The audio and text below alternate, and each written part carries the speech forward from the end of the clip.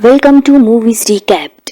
इस वीडियो में मैं आपके लिए 2015 में रिलीज होने वाली एक Korean movie wonderful nightmare explain करूंगी। मूवी के स्टार्ट में वू नाम की एक लड़की दिखाई जाती है जो अपने मुसीबतों भरे बचपन के बारे में बता रही होती है। वो बताती है कि वो अभी शीरखार बच्ची ही थी कि उसके वालिद वफात पा गए और फिर जल्द ही उसकी माँ भी शोहर के दुख में चल बसी और यूं वो बेजारो मददगार अकेली रह गई। तब उसने ये अहद किया कि वो कभी भी किसी दूसरे पर इन्हिसार नहीं करेगी बल्कि अपने बलबूते पर कामयाब होकर दिखाएगी।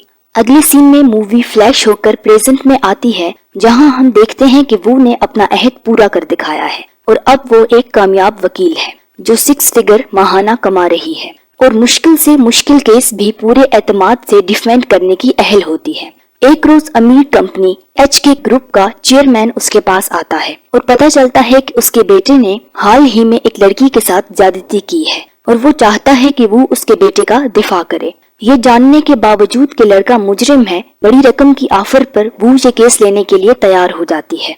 ट्रायल के दौरान वो लड़की के खानदान को धमकी देती है कि अगर उन्होंने केस वापस ना लिया तो वो उनकी बेटी को हर तरफ बदनाम करके रख देगी। तो खौफ के मारे वो लोग केस वापस ले लेते हैं क्योंकि दूसरी तरफ उनके पास केस मजीद जारी रखने के लिए इतने पैसे भी नहीं होते। इस पर कंपनी चेयरमैन वू से बहुत मुतासिर होता है और उसे एक और टास्क देता है कि करीबी इलाके में मौजूद कच्ची आबादियों को खाली करवाए जहां वो कमर्शियल अपार्टमेंट्स बनाना चाहता है। इससे पहले कि वो इनकार करे, वो उसे एक लग्जरी BMW और एक VVIP प्लाटिनियम कार्ड ऑफर करता है जिस पर वो फौरन ही इस टास्क के लिए तैयार हो जाती है। अगले सीन में वो अपने शाहाना घर में पहुंचती है जहां वो अकेली रहती है। घर को देखकर ही अंदाजा हो जाता है कि उसने वकालत के पेशे से अपनी किस्मत को कैसे चार चांद लगा रखे हैं।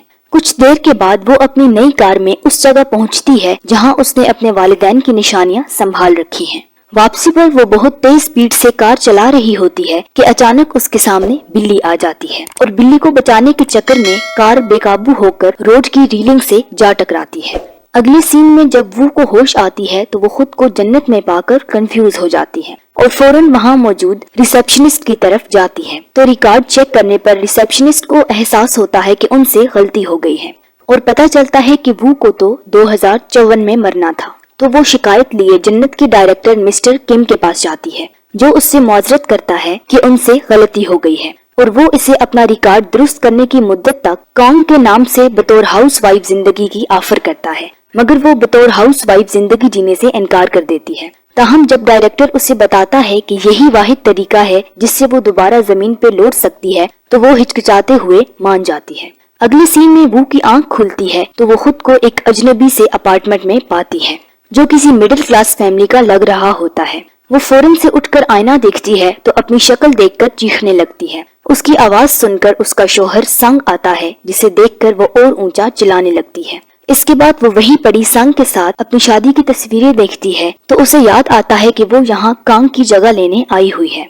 उसे मजीद धचका तब लगता है जब वो देखती है कि उनके 2 बच्चे भी हैं, एक टीन एज बेटी हान्यूल और उसका छोटा भाई हारू। कि तभी छोटा बच्चा भागता उसके पास पहुंचता है और उसे कहता है कि उसे स्कूल के लिए बस स्टॉप ले चले। गो कि वो को अच्छा नहीं लगता मगर वो बेटे को बस स्टॉप ले जाती है। उसे छोड़कर वो वापस होने ही लगती है तो काम की सहेलियां उसे जबरदस्ती एक पार्ट टाइम जॉब पर ले जाती हैं, मगर वो को काम करने के बारे में कुछ पता ही नहीं होता और यहीं पर ये राज खुलता है कि वो की मौजूदा फैमिली माली मसाइल का शिकार है।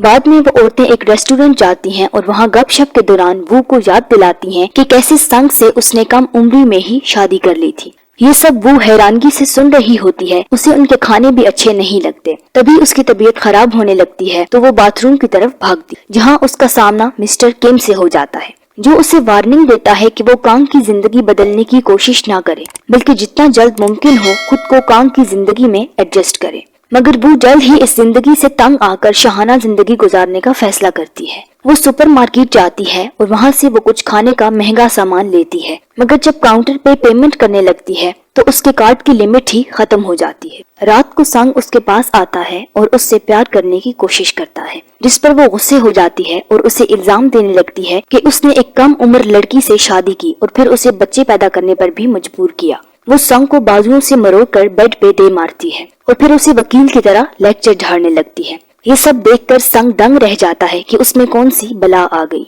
इस झाड़ पूंछ के बाद वो जाकर दूसरे कमरे में अकेली सो जाती है।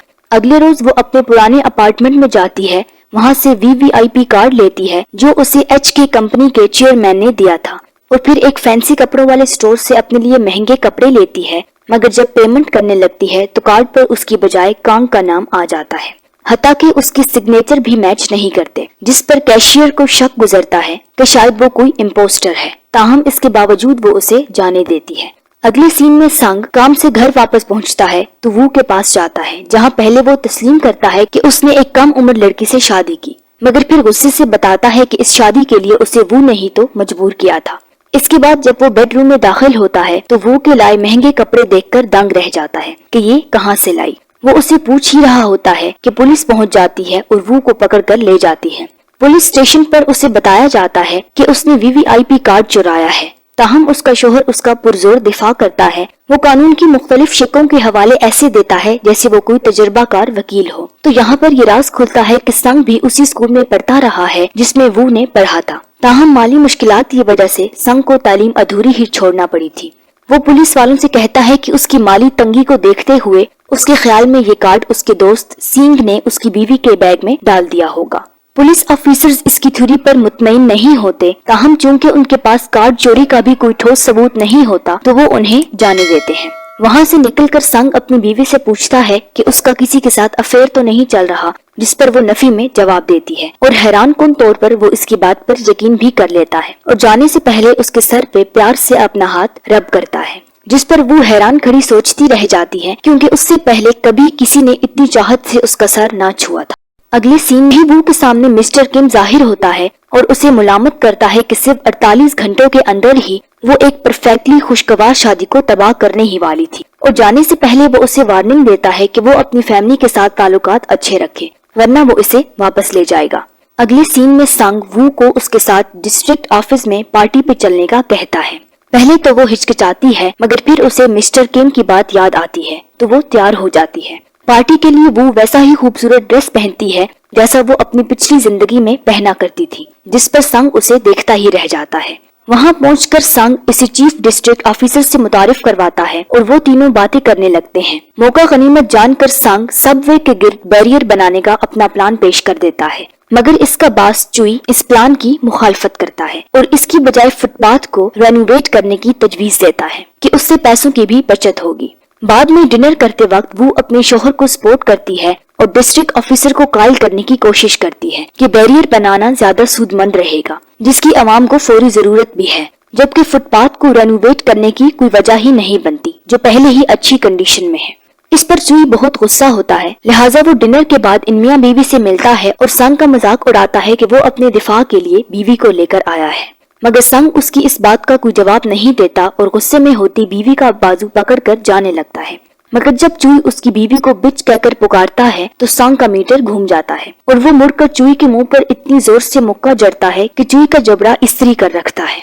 इसके बाद जरा दिल हल्का करने को वो दोनों एक बार में जाते हैं जहाँ संग कुछ ज्यादा ही पी लेता है और फिर जज्बाती होकर कहता है कि वो कुछ भी बर्दाश्त कर सकता है मगर अपनी बीवी की बेइज्जती बर्दाश्त नहीं कर सकता, और ये कि अपनी फैमिली को खुश रखने के लिए उसे कुछ भी करना पड़े करेगा, चाहे उनके माली हालात कैसे भी हों। संग का ये रंग वू को बहुत मुतासिर करता है और संग के बारे में उसके ख्यालात तब्दील होने लगते हैं। रात जब वो दोनों घर वापस आते हैं तो बच्चा हारू वू के साथ उसे जिप भी डालकर सोता है। वो भी मुजाहमत नहीं कर पाती और जवाब में उसे गले लगा लेती है। अगली सुबह हानिउल किचन में काम करती माँ यानी वू से पॉकेट मनी मांगती है कि उसे स्कूल के लिए चाहिए, तो वो कहती है कि ठीक है मगर एक शर्त पर, पहले वो पड़े सारे शॉपर फोल्ड कर दो, जिस पर हानिउल गुस्से में पैर पटकती किचन से निकल जाती है। मगर चूंकि पैसे तो हानिउल को चाहिए तो अगले रोज वो सारे बैग फोल्ड करके माँ को दे देती है, जिस पर वो मुतमईन हो जाती है कि पैसे उसे वाकई जरूरत होंगे और उसे एक अच्छी खासी पॉकेट मनी दे देती है। अगले सीन में हानिउल अपने बॉयफ्रेंड क्यूंग के पास उसके घर जा पहुंचती है।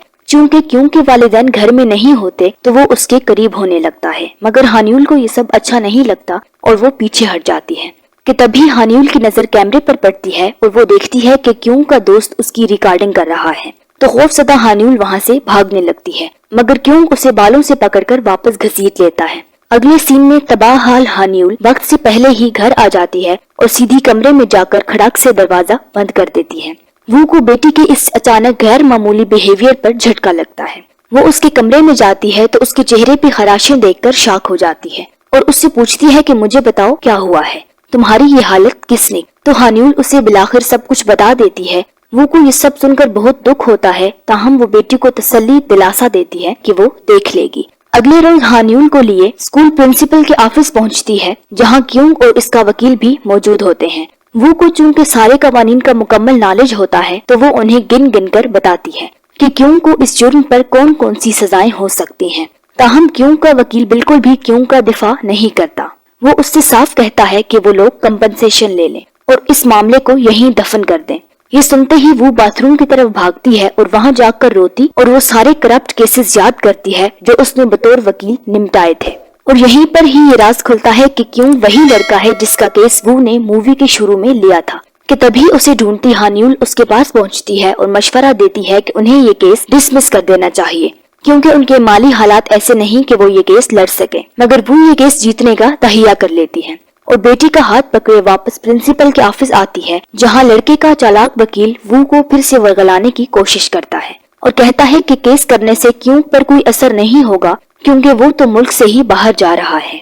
ये सुनकर वो अपना मोबाइल निकालती है और उन्हें बताती है कि उसने उनकी सारी बातें रिकॉर्ड कर ली हैं और ये कि वो केस कोर्ट में ही लेकर जाएगी और क्यों का इमेज और करियर दोनों तबाह करके छोड़ेगी।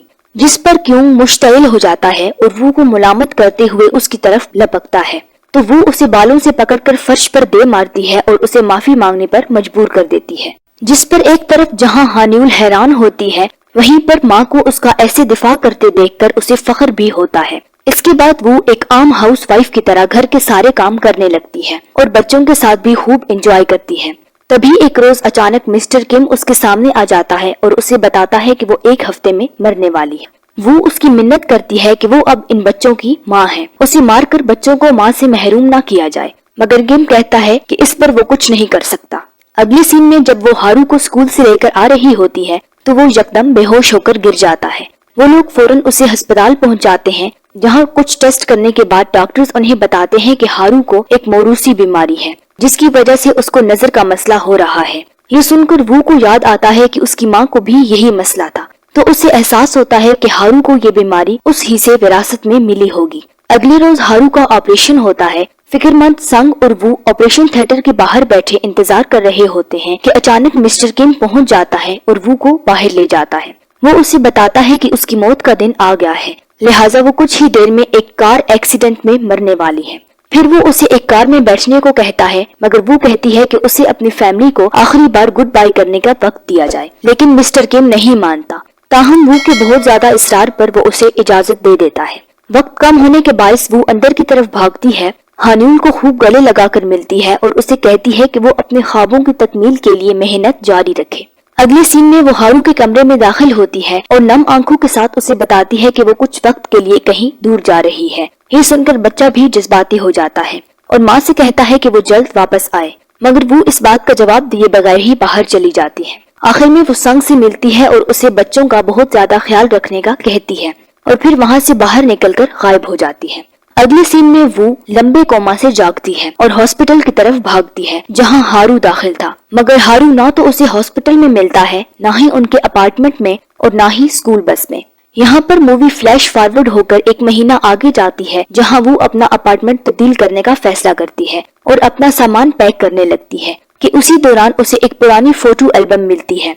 इसमें उसे अपनी माँ के साथ अपनी एक तस्वीर मिलती है। वो उसे इनफोल्ड करती है तो उसके वालिद भी उसमें मौजूद होते हैं। वो ये देखकर दंग रह जाती है, क्योंकि वो होश संभालने के बाद अपने वालिद को पहली बार देख रही होती है। मजीद हैरान करने वाली बात ये कि उसके वालिद हूबहू मिस्टर किम के जैसे दिखते हैं। इस इंकशाफ के बाद वो न्यूजीलैंड जाने का पुख्ता इरादा कर लेती है, क्योंकि वहीं पर ही उसके वालिद की वफात हुई थी। अगले सीन में जब वो हवाई जहाज के अंदर अपनी सीट ढूंढ रही होती है तो उसकी नजर संग, हारू और हानिउल पर पड़ती है, तो वो इमोशनल हो जाती है। ताहम वो अपनी पिछली जिंदगी का राज फाश न करने का फैसला करती है और इसकी बजाय वो बच्चे से पूछती है कि वो लोग न्यूजीलैंड क्यों जा रहे हैं। तो वो बच्चा उससे बताता है कि महीना पहले ही उनकी वालिदा वफात पा गई है। वो माँ का गम भुलाने के लिए घूमने फिरने जा रहे हैं। तो वो उसे बताती है कि वो अपने वालिद से मिलने न्यूजीलैंड जा रही है और इसी के साथ मूवी खत्म हो जाती है। वीडियो पसंद आई हो तो वीडियो को लाइक और शेयर भी कर दें। मजीद ऐसे ही कंटेंट के लिए चैनल सब्सक्राइब करके बेल आइकन भी ऑन कर दें। नेक्स्ट वीडियो तक अल्लाह हाफिज।